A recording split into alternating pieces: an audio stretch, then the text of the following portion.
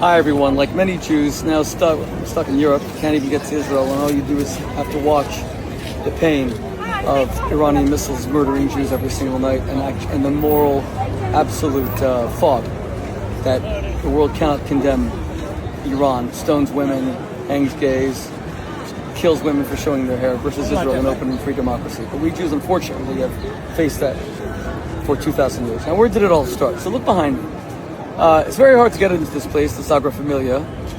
This is that famous church that's 100 years still not finished by that famous architect whose name I don't remember. Please look it up. But I was here in 1992 for the Barcelona Olympics, and back then it was even less done. Now, what makes it so famous? Well, obviously it's got like the more traditional Catholic images.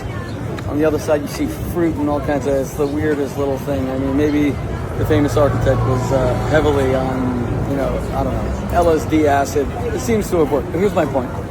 All the anti-Semitism started with this. In beautiful places like this, beautiful cathedrals.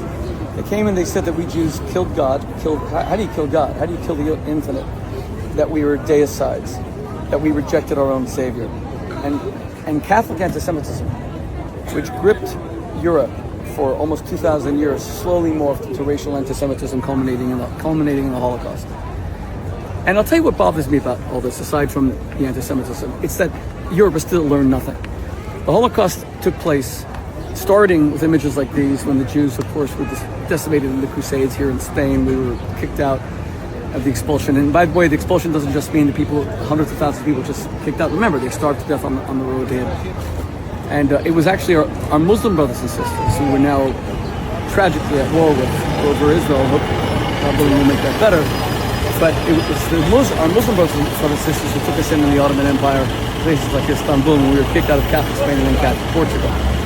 But you would think that since 80 years ago, we Jews were murdered on this continent at a rate of 10,000 a day, that there would be more clarity as to what's happening now with Iran is making the exact same threats.